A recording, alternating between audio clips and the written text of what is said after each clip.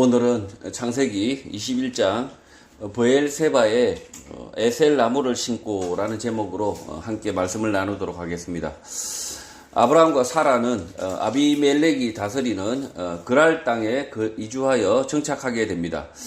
아브라함이 그랄 땅에 정착할 때 사라로 인하여 문제가 생겼으나 아브라함과 사라는 하나님의 일방적인 보호하심을 경험하게 됩니다. 하나님이 아브라함 사라와 맺은 약속, 언약 때문입니다. 1절 여호와께서 말씀하신 대로 사라를 돌보셨고 여호와께서 말씀하신 대로 사라에게 행하셨다고 합니다. 히브리어 파카드는 찾으러 가다, 방문하다, 무엇에게 가다, 돌보다라는 뜻의 단어입니다. 여호와께서 말씀하신 대로, 약속한 대로, 언약대로 사라를 돌보셨다는 것입니다. 그리고 여호와께서 말씀하신 대로, 언약대로 사라에게 행하셨다, 약속을 이행했다는 것입니다. 2절 사라가 임신하고 하나님이 말씀하신 시기가 되어 노년의 아브라함에게 아들을 낳았다고 합니다. 하나님이 노년의 아브라함과 사라에게 말씀하신 시기, 때가 되자 사라가 임신을 하고 아들을 낳았다고 합니다. 아브라함이 한 살이라도 젊었을 때 아들을 주실 수 있었지만 그렇게 하지 않으셨다는 것입니다.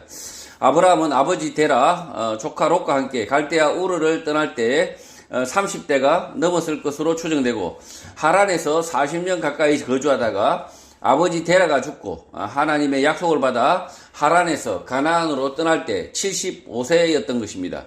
이런 아브라함이 100세가 되자, 약속한 때가 되자 아들을 낳은 것입니다. 지금 이 아브라함에게 아들을 주지 않으시고 약속의 때가 되자, 100세가 되자 이 아들을 주셨다라는 것입니다. 3절 아브라함이 그에게 태어난 아들 곧 사라가 자기에게 낳은 아들을 이름하여 이삭이라 하였다고 합니다. 아브라함이 낳은 아들의 이름은 곧 사라가 낳은 이삭이라고 합니다.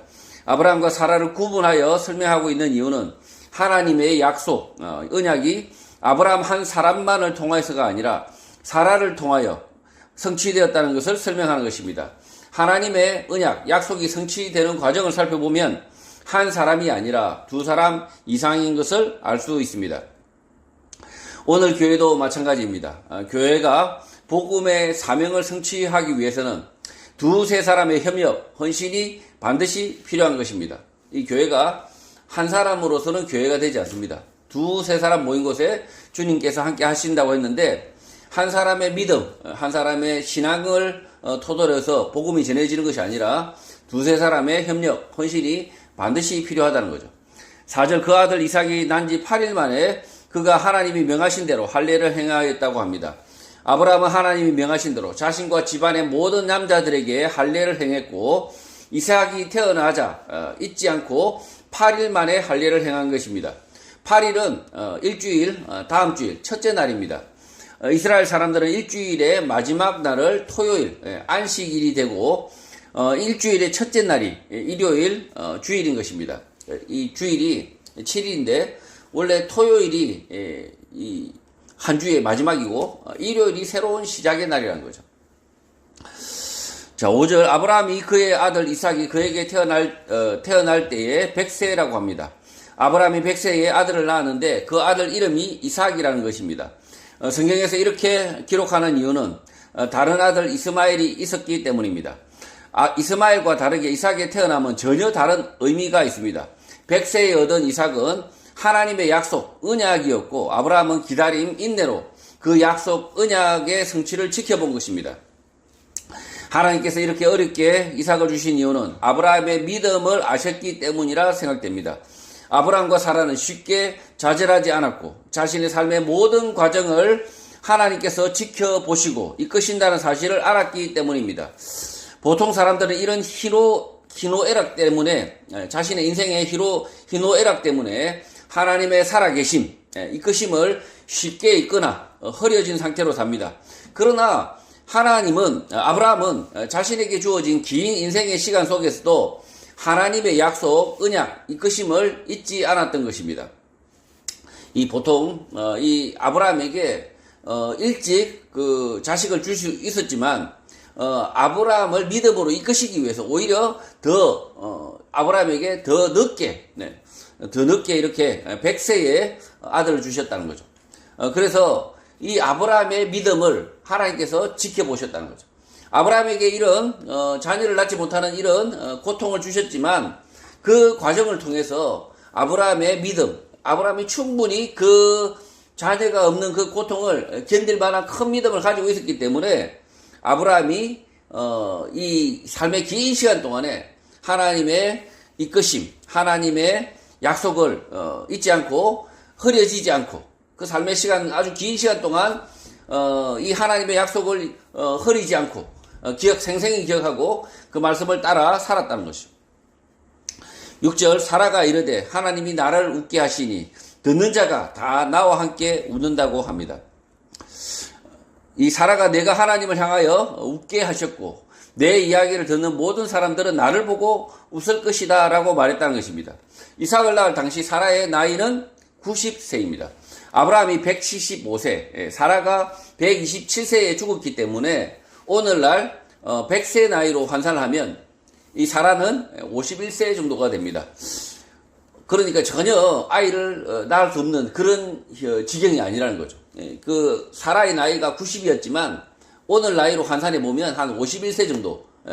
물론 50세 아이 낳기 쉽지 않습니다. 지금도. 사라는 외모도 출중했고 언변도 좋아 많은 사람들이 부러워하는 사람, 여왕, 여주인으로 불렸으나 오랜 기간 불임으로 고통 가운데 있었던 것입니다. 그런 사라에게 하나님께서 늦은 나이에 아이를 낳아 웃음을 주신 것입니다. 사라가 아이를 임신하고 출산하는 과정에 어떤 에피소드, 이야기가 있는지 모르지만 사라의 이야기를 듣는다면, 사라의 자신의 이야기를 듣는다면 듣는 모든 사람들이 웃음 짓게 된다는 것입니다. 비웃거나 조롱하는 것이 아니라 행복한 웃음을 짓는다는 것입니다. 7절 또 이르되 사라가 자식들을 젖먹이겠다고 누가 아브라함에게 말하였으리오마는 아브라함의 노경에 내가 아들을 낳았다고 말한다는 것입니다. 사라가 아들 젖을 먹이고 있을 때 다른 사람이 물어보지도 않았는데 아브라함이 옆에 서 있다가 노년에 내가 아들을 낳았다라고 자랑을 한다는 것입니다. 이 말씀의 구절이 아브라함이 옆에 사라 옆에 있으면서 내가 노년에 아들을 낳았다 이렇게 자랑을 한다는 거죠. 아브라함에게는 노년에 사라를 통하여 얻은 아들 이삭이 부끄러움이 아니라 자랑이라는 것입니다. 이 아브라함에게 이 노년에 얻은 이삭은 부끄러움이 아니라 자랑이다. 제가 그 형제가 7형제입니다. 7형제인데 막내가 그 7번째죠. 7번째인데 이 막내가 유치원을 처음 갔죠. 우리 7형제 중에 처음으로 이제 유치원에 갔습니다. 유치원에 갔는데 그 막내가 그 엄마가 그 유치원에 찾아오니까 부끄러워서 숨어버렸어요. 왜 그런가 보니까 막내가 유치원에 갔을 때 다들 젊은 엄마가 찾아왔는데 웬 40대의 아주머니가 찾아오니 머리가 시고 이 파마머리 한 아주머니가 찾아오니 막내가 내심 부끄러웠나 봐요. 그래서 숨어가지고 그래서 참 어머니가 마음이 조금 안 좋았다라는 이야기를 제가 들었어요. 이 노년에 낳은 이 이삭이 이 아브라함에게는 자랑이었겠죠. 아브라함의 자랑인데 그 이삭은 어떻게 했을까요? 나중에 조금씩 크면서 그 할아버지가 내 아버지다라고 했을 때 다른 젊은 아버지를 보면서 부끄러워했을 수 있습니다. 그러나 어쨌든 이 아브라함은 이 노년에 얻은 이삭을 아주 자랑스러워했다는 거죠. 8절 아이가 자라매 젖을 떼고 이삭이 젖을 떼는 날에 아브라함이 큰 잔치를 베풀었다고 합니다. 히브리어 가말은 젖을 떼다, 이유를 시키다, 주다, 선을 행하다, 보상하다는 뜻의 단어입니다. 아이가 성장하여 젖을 떼고 아브라함은 이삭이 젖을 떼는 날에 크게 마실 것, 연회를 베풀었다는 것입니다. 동양이든 서양이든 오래전부터 아이가 첫 돌을 지나기 전에 여러 가지 이유로 숨지는 경우가 많았기 때문에 시간이 지나 젖을 뗀다든지 한 해가 지날 경우 기념을 하는 것 같습니다. 돌잔치 하죠. 돌잔치의 이유가 이 아이가 아이 때 영아 사망률, 그러니까 그 고대부터 오래전부터 아이가 뭐 병이라든지 뭐 이런 걸 통해서 아이가 죽는 경우가 많다 보니 아이가 젖을 떼는 그날에 아브라함이 크게 기뻐하고 있다는 거죠. 9절 사라가 본적 아브라함의 아들 애굽 여인 하갈의 아들이 이삭을 놀렸다고 합니다. 지금 이삭에 대한 큰 잔치를 베푸니까 이 애굽 여인 하갈과 이스마엘이 지금 속이 상했을 수 있습니다. 자기들과 다르게 이 이삭에게만 이렇게 큰 잔치를 베풀어 줬다. 히브리어 짜하크는 웃다, 농담하다, 놀리다, 조롱하다는 뜻의 단어입니다. 이스마엘이 어린 이삭을 놀리는 것, 희롱하는 것을 사라가 보았다고 기록하고 있는데 이스마엘 그 이름을 언급하지 않습니다. 이스마엘의 이름을 언급하지 않고 애굽 여인 하갈이 아브라함을 통하여 낳은 아들이라고 소개하고 있는 것입니다. 어린 이스마엘이 더 어린 이삭을 희롱하게 된 이유는 그 어머니 하갈 때문으로 보입니다. 어린 이스마엘이 스스로 이삭을 희롱할 이유가 없고 그 어머니 하갈의 말과 행동을 보아서 그렇게 하는 것입니다. 10절 그가 아브라함에게 이르되 이 여종과 그 아들을 내쫓으라. 이 종의 아들은 내 아들 이삭과 함께 기업을 얻지 못하게 해야 한다고 말합니다. 히브리어 야라시는 취하다, 추방하다, 소유하다, 점령하다, 재산을 물려받다, 상속하다는 뜻의 단어입니다. 사라는 아브라함에게 여종과 그 아들을 쫓아내야 한다. 그래서 종의 아들이 아들 이삭과 함께 상속받는 일이 없도록 해야 한다는 것입니다. 이스마엘은 아브라함의 첫째 아들 장자입니다. 그러나 여종 하갈을 통하여 얻은 아들이기 때문에 적장자가 아닌 것입니다. 그럼에도 불구하고 당시 시대의 배경을 통하여 보면 이스마엘이 아버지의 재산을 물려받는 것, 상속에는 아무런 문제가 없었던 것입니다. 적장자에게만 상속권이 있다, 기업을 얻게 한다라는 것은 당시에도 존재하지 않았고 이후 민수기를 보면 딸에게도 상속을 하는 것을 볼 수 있습니다. 장자가 상속을 하는 것의 의미는 그 가족의 대표로 상속하는 것일 뿐 특별한 의미가 없는 것입니다. 이 장자가 상속하는데 이 가족의 대표로서 상속하고 있고 그 장자가 상속한 그 땅과 그 재산들은 온 가족이 소유하고 있었던 거죠. 그래서 이 장자 상속이라고 이렇게 딱 생각하고 있지만 꼭 그렇지만 않다. 이스라엘에서 이 고대부터 이 장자만 상속한다 이런 것이 정해진 게 없었다는 거죠. 11절 아브라함이 그의 아들로 말미암아 그 일이 매우 근심이 되었다고 합니다. 히브리어 라는 깨뜨리다, 악하게 되다는 뜻의 단어이고 히브리어 아이는 흐르다, 흘러나오다, 눈이라는 뜻의 단어입니다. 히브리어 원문에는 근심으로 번역할 단어가 없으나 킹제임스 영문 성경에서 The thing was very grievous. 통달할 일로 번역을 한 것입니다. 히브리어 원문대로 살펴보면 아들 때문에 하는 사라의 이 말은 아브라함의 눈에는 매우 악한 말이라는 것입니다. 아브라함의 관점에서는 사라의 이 말이 악하다는 것입니다. 12절 하나님이 아브라함에게 이르시되 내 아이나 내 여종으로 말미암아 근심하지 말고 사라가 내게 이런 말을 다 들으라. 이삭에게서 나는 자라야 내 씨라 부를 것이라고 합니다. 아브라함의 관점, 사람의 관점에서는 사라의 말이 악하다 생각하였으나 하나님은 그렇지 않다고 말씀을 합니다. 하나님의 관점, 생각은 아브라함의 생각과 다르다고 말씀합니다. 믿음의 사람 아브라함이지만 하나님의 생각과 다르게 생각하고 있고 악하지 않은데 악하게 여긴다는 것입니다.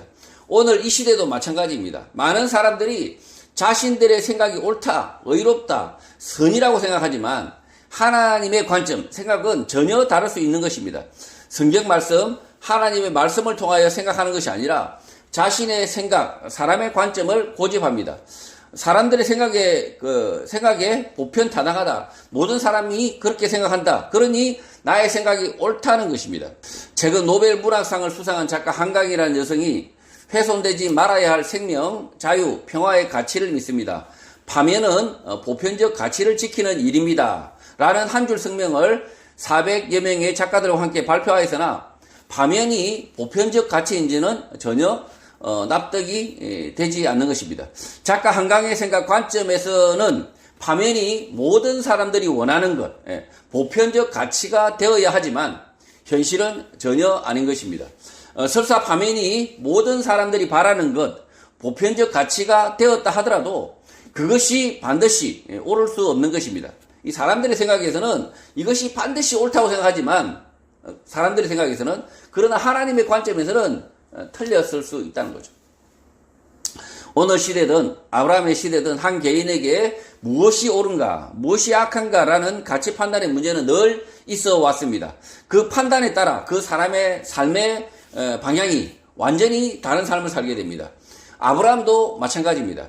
사라의 이 말로 인하여 가치 판단의 중대한 기로 분수령에 이른 것입니다. 하나님은 사라가 여종 하갈과 그 아들을 내쫓아야 한다는 이 말이 악하지 않다라고 말씀하고 계신 것입니다. 아브라함은 사라 마음속의 소리, 이삭의 씨, 후손으로 불려야 한다는 것을 들어야 했다는 것입니다. 지금 이 사라의 말에 겉으로는 이 하갈과 이스마엘을 내쫓아야 한다 이렇게 말하고 있지만 이 사라의 본래 마음의 동기는 뭐냐? 이삭이 씨, 후손으로 불려야 한다. 하나님의 약속이 성취되어야 된다. 이 말이었다는 거죠. 이 말. 이 마음의 생각을 아브라함은 읽어야 된다라고 이야기하는 거죠. 하갈과 이스마엘, 사라와 이삭 가운데 있었던 아브라함은 하갈과 이스마엘의 말과 행동을 제대로 보지 못했을 수 있고 사라의 본심을 이해하지 못했을 수 있습니다. 이 사라가 그저 질투 때문에 이렇게 한다라고 생각했을 수 있다는 거죠. 사라가 여종 하갈과 그 아들을 내쫓으라고 했을 때 하나님은 아브라함이 그 사라의 본래 마음, 속뜻을 알았어야 했다고 말씀하신 것입니다. 하갈은 이미 창세기 16장에서 이스마엘을 임신한 이후 여주인 사라에게 포악하게 행동을 하다가 사라가 꾸짖자 도망을 갔다가 돌아온 여자입니다. 이런 하갈을 품었던 것은 사라입니다. 사라가 품지 않았으면 돌아오지 못했어요. 이후 사라가 아들 이삭을 낳자 그 아들 이삭을 놀린 것은 하갈과 그 아들 이스마엘인 것입니다. 이삭은 사라가 노년에 얻은 아들입니다. 노년에 얻은 아들이라 유독 작고 왜소했을 수 있습니다. 그러니 이스마엘의 놀림감이 될 수 있었던 것입니다. 사라의 눈에는 건장한 이스마엘도 아들이지만 작고 왜소한 아들 그 이삭이 하나님의 언약, 약속의 아들이라는 사실에 눈뜨고 있었던 것입니다. 사라는 하나님의 약속, 언약으로 인하여 그 아들 이삭에 대한 기대가 아브라함보다 더 컸을 것으로 생각됩니다. 그래서 하나님은 사라의 마음속 생각을 들어야 한다라고 말씀하신 것입니다. 지금 이 사라가 자기의 자식이기도 하지만 자식이 자기의 자식, 이삭이 자기의 자식이기도 하지만 그러나 이 사라도 하나님으로부터 언약을 들었던, 약속을 들었던 사람 중에 한 사람입니다. 그래서 이 이삭을 통해서 하나님께서 후손을 이어가신다라는 그 언약을 이 사라가 마음속에 담고 있었다는 거죠. 그래서 질투와 시기 때문에 이 하갈을 미워했던 것이 아니라 실제로는 다를 수 있다는 거죠.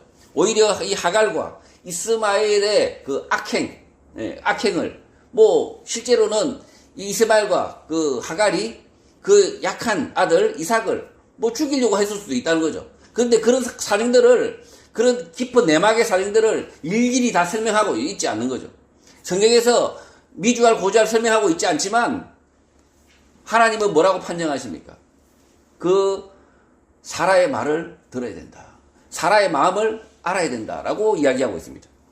13절 그러나 여종의 아들도 내 씨니 내가 그로 한 민족을 이루게 한다고 말씀합니다.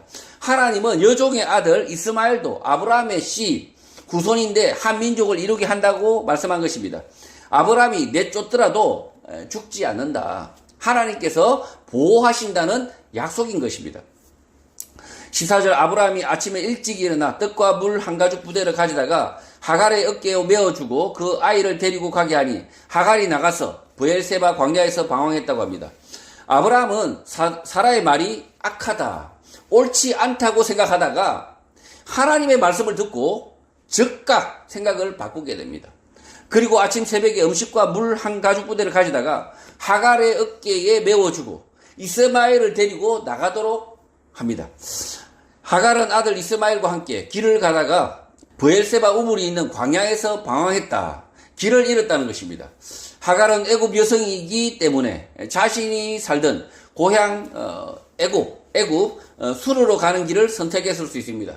그랄에서 브엘세바까지 대략 40km 남짓 되는데 하루 이틀 만에 길을 잃었다는 것입니다. 지도를 참조하시면 되고요. 15절 가죽부대에 물이 떨어진지라 그 자식을 관목 덤불 아래에 두었다고 합니다. 히브리어 샤락은 던지다, 물리치다는 뜻의 단어입니다. 하갈이 어깨에 메었던 물이 다 떨어지자 그 아들을 나무 아래에 던졌다는 것입니다. 16절 이르되 아이가 죽는 것을 참아보지 못하겠다 하고 화살 한바탕 걸이 떨어져 마주 앉아 바라보며 소리내어 울었다고 합니다. 아들을 내던진 하갈이 화살 한바탕 거리에 떨어져 앉은 아들이 죽는 것을 참아보지 못하겠다 통곡하며 울었다는 것입니다. 하갈은 아들로 인하여 생겨난 문제이기 때문에 아들 이스마엘이 미웠을 수 있으나 그 아들이 죽을까 염려하는 마음 두 가지 모두 가지고 있었던 것입니다. 지금 이 하갈이 이스마엘에 대해서 뭔가 또 원망이 있을 수 있습니다. 그래서 그 아들을 내동댕이 치고 그러나 그 아들이 울고 있는 그 아들을 보면서 죽을까 염려하는 마음이 두 개 더 동시에 가지고 있었다. 17절 하나님이 그 어린 아이의 소리를 들으셨으므로 하나님의 사자가 하늘에서부터 하갈을 불러 이르시되 하갈아 무슨 일이냐 두려워하지 말라 하나님이 저기 있는 아이의 소리를 들으셨다고 합니다.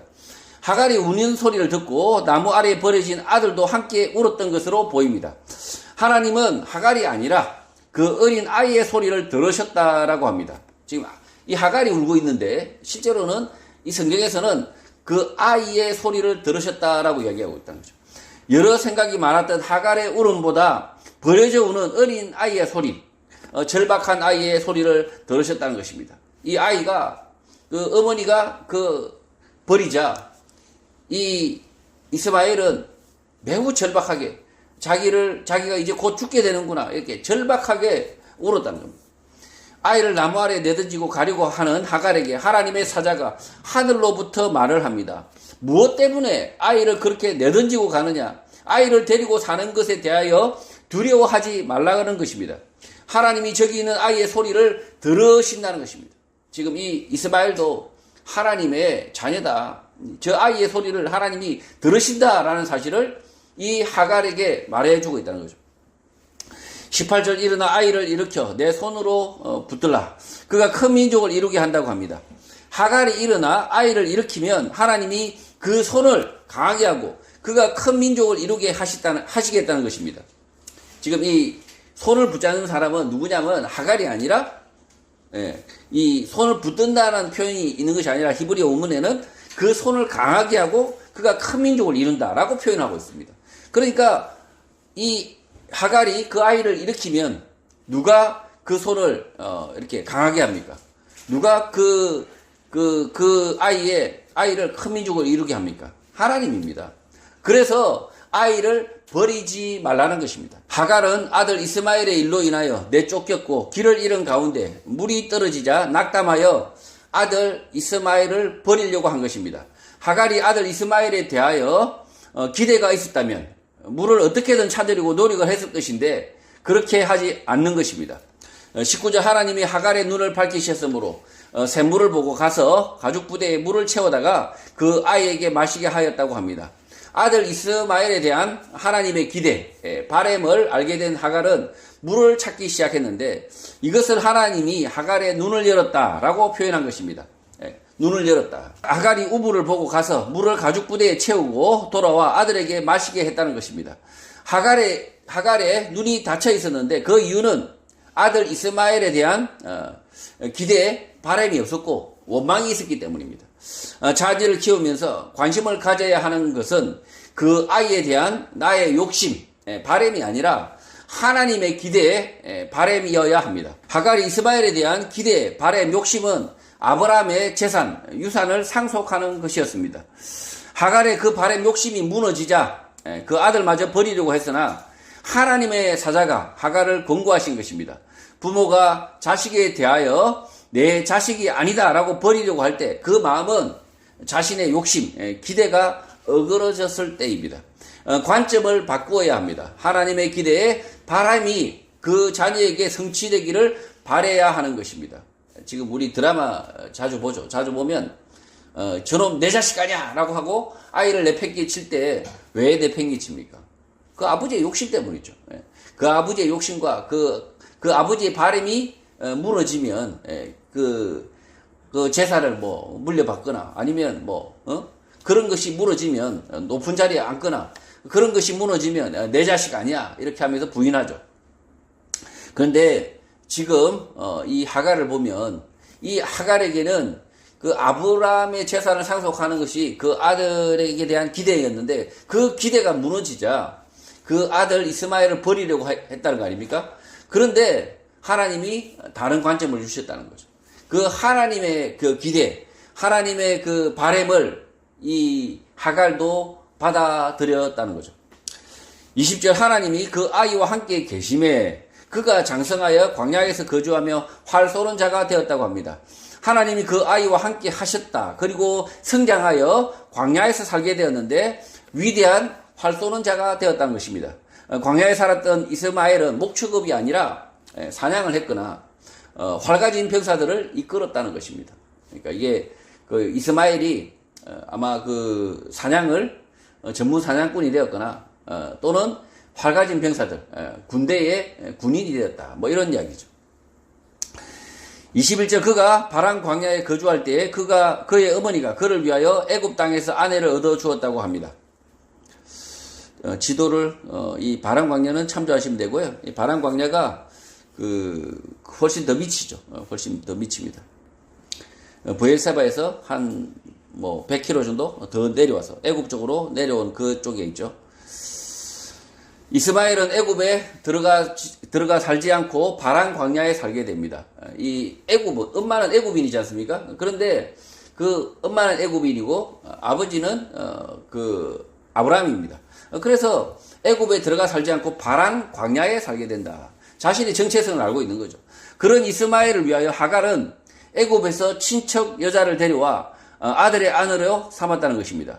이스마엘은 아브라함의 씨 후손이고 아브라함이 하나님의 백성, 구분된 백성으로 할례를 행했을 때 함께 할례를 받은 남자입니다. 지금 이 이스마엘도 자신이 애굽으로 들어가서 살지 않는 이유, 자신이 애굽인이라고 생각하지 않는다는 거죠.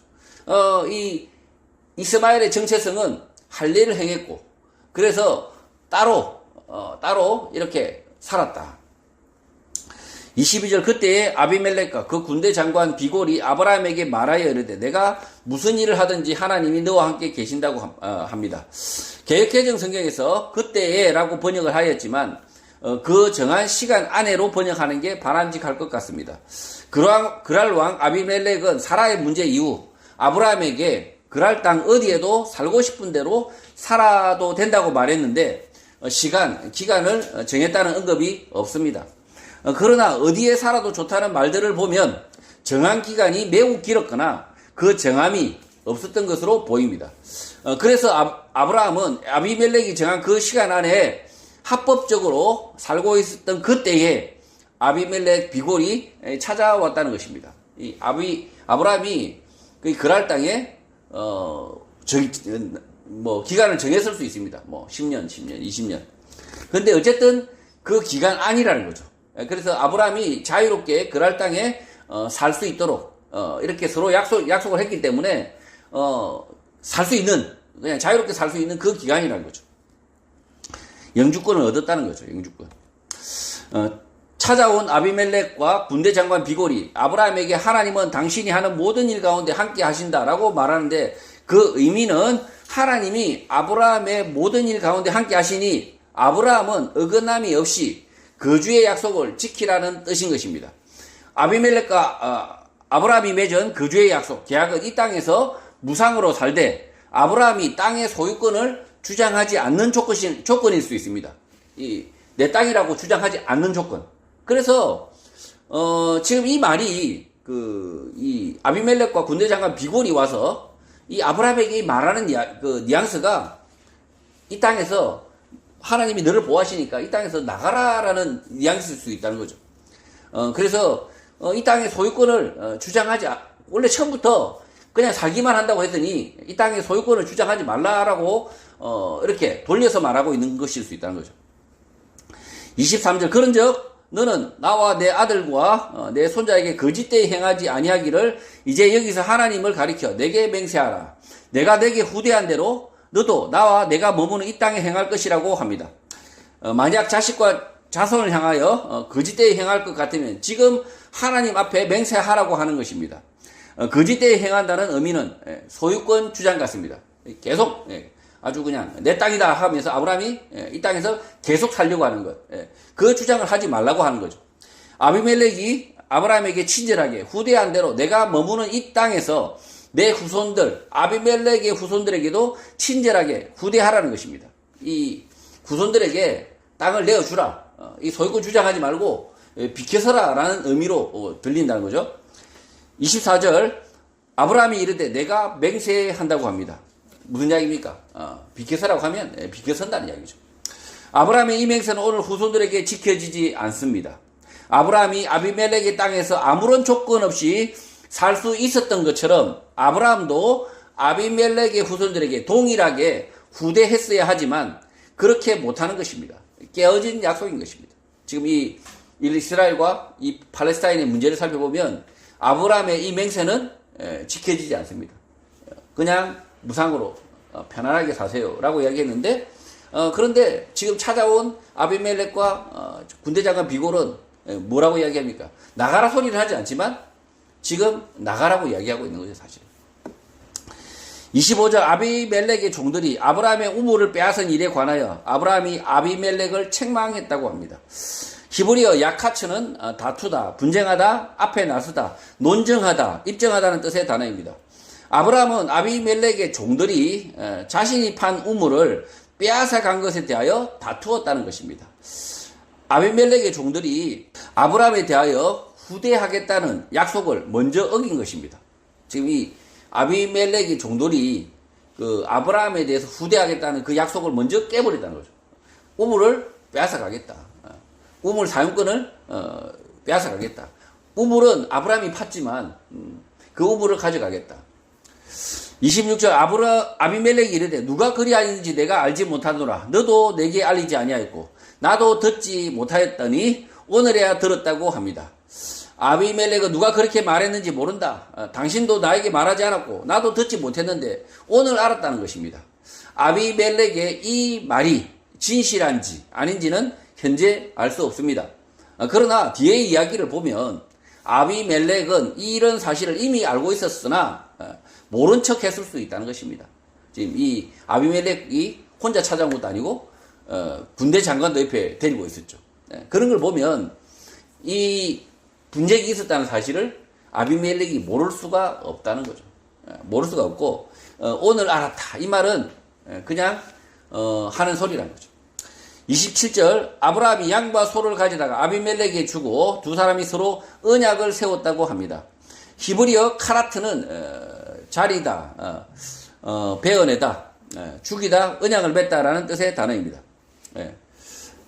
자르다, 배언에다, 죽이다, 언약을 맺다라는 뜻의 단어입니다. 아브라함은 작은 가축과 소를 가져다가 아비멜렉에게 주고 둘 사이에 언약을 세운 것입니다. 원래 약속대로면 아브라함은 그랄 땅에 살면서 양과 소를 아비멜렉에게 줄 필요가 없습니다. 무상으로 그냥 살기로 되어 있었죠. 그러나 아브라함은 그렇게 하지 않습니다. 28절 아브라함이 7 암양 새끼를 따로 놓았다고 합니다. 아브라함은 작은 가축 가운데 7 어린 암양을 분리하여 세웠다는 것입니다. 이 소와 작은 가축들이 있는데 그 또 작은 가축 중에서 7 어린 암양을 따로 또 분리해놨다는 거죠. 두 무대기로 나눠놨다는 거죠. 29절 아비멜렉이 아브라함에게 이르되 이 7 암양 새끼를 따로 놓으면 어찌미냐고 묻습니다.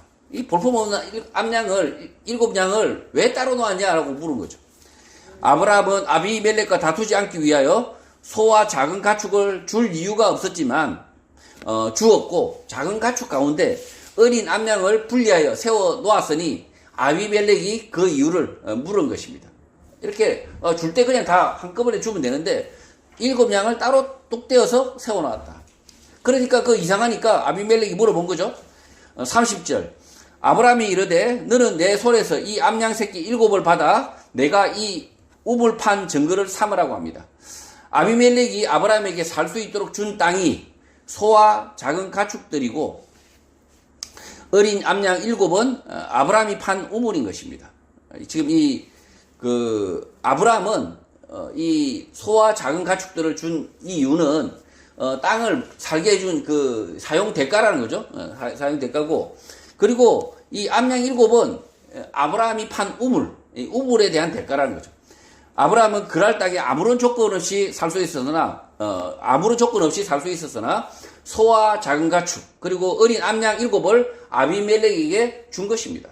지금 이 보시면 아브라함이 아무런 조건 없이 살 수 있었지만 그러나 자진해서 그냥 소와 작은 가축들을 주고, 그리고 또 어린 암양을 7을 따로 또 아비멜렉에게 주어서, 이 우물은 누가 팠습니까? 이 아브라함이 팠습니다. 아브라함이 팠는데도 요 7양을 주면서 이 우물의 사용권을 자기가 이게 있다는 것을 증거로 삼은 거죠. 31절 두 사람이 거기서 서로 맹세하였으므로 그곳을 브엘세바라 이름했다고 합니다. 브엘세바는 맹세의 우물이라는 뜻의 이름입니다. 아비멜렉의 종 때문에 깨어진 약속을, 이미 아비멜렉 때 이미 약속이 깨어졌죠. 깨어진 약속을 아브라함은 자신을 굽혀서 그 약속을 성취하려고 했던 것입니다. 아비멜렉이 부당하게 약속을 어겼지만, 사용료 없다고 했다가 갑자기 사용료를 그 우물을 빼앗아가면서 그렇게 부당하게 약속을 어겼지만, 아브라함은 소와 작은 가축 그리고 어린 암양 7으로 약속을 다시 만든 것입니다.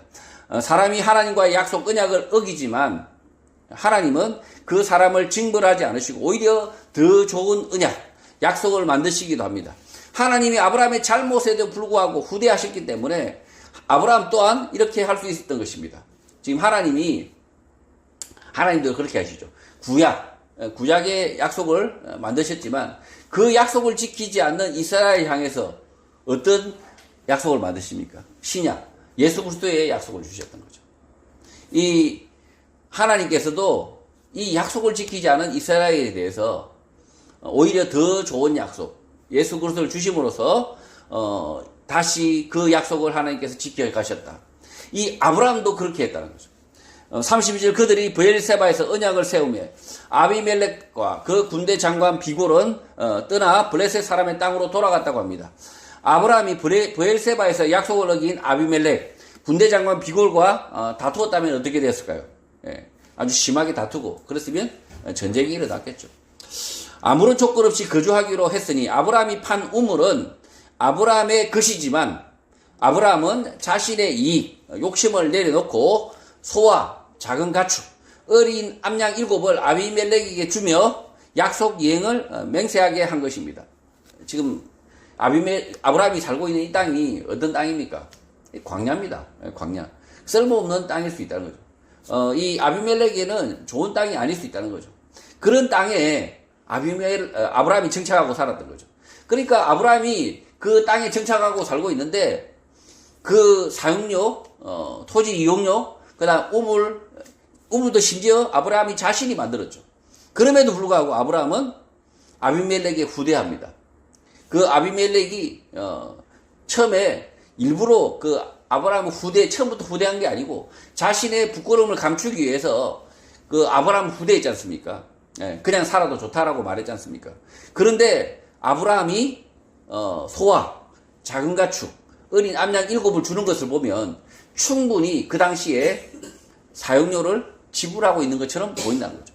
그 이상으로 지불하고 있다는 거죠. 33절 아브라함은 브엘세바에 에셀 나무를 심고 거기서 영원하신 여호와의 이름을 불렀다고 합니다. 에셀 나무는 상로 교목으로 사시사철 사막에 그늘을 만드는 역할을 하게 됩니다. 우물물로 인하여 다툼이 있던 장소를 아브라함은 에셀 나무처럼 사시사철 푸르고 그늘이 있는 장소로 만든 것입니다. 이것이 가능했던 이유는 아브라함이 하나님의 이끄심과 하나님의 보호하심 아래에 살았기 때문입니다. 영원하신 하나님 여호와의 이름을 거기에서 불렀다는 것은 그의 말씀대로 살았다는 것입니다. 이 아브라함이 재물에 욕심이 많았고 땅에 욕심이 많았다면 이런 삶을 살 수가 없었다는 거죠. 34절 그가 블레셋 사람의 땅에서 여러 날을 지냈다고 합니다. 아브라함은 사는 동안 자신의 땅을 가지지 않습니다. 그래서 성경은 블레셋 사람의 땅에서 많은 날을 지냈다, 살았다고 하는 것입니다. 아브라함은 블레셋 사람의 땅에서 살았지만 하나님의 집을 소유했고 하나님의 나라에서 살았던 것입니다. 이 아브라함이 블레셋 땅에 살았지만 그의 마음은 하나님의 집에서 살았다. 하나님의 땅에서 살았다는 거죠. 오늘 한국 기독교인들은 집과 건물을 샀을지 모르지만 하나님의 집, 하나님의 나라는 얻지 못하는 안타까운 일들이 많습니다. 이 땅의 집, 건물들은 천년이 가기도 전에 흔들리고 불타 없어질 수밖에 없습니다. 영원한 나라, 하나님의 집을 사모해야 합니다. 최근에 그 미얀마에 대지진이 일어나고 이런 걸 보면 이 땅의 집과 이 땅의 건물들과 이 땅은 영원하지 않다는 거죠. 하나님의 집, 하나님의 나라를 사모해야 한다는 거죠. 성도 여러분, 아브라함은 하나님의 말씀을 듣고 자신의 생각이 틀렸다는 것을 깨닫자 즉각 돌이켜 하나님의 뜻을 따르게 됩니다. 또 아무런 대가 없이 우물을 소유하고 살 수 있었음에도 불구하고 다투지 않고 소와 작은 가축 7 어린 양을 아비멜렉에게 주며 그 땅에서 살게 됩니다. 아브라함은 하나님의 인도하심, 도우심을 믿고 살았고 하나님의 나라를 소망했기 때문에 이 땅에서 땅과 재물, 집에 연연하지 않고 살았던 것입니다. 예수교회 성도들도 이 땅에서 살지만 하나님의 말씀대로 살고 하나님의 인도하심과 보호하심 아래에서 영생 얻는 복된 삶을 사시기를 주님의 이름으로 축복합니다.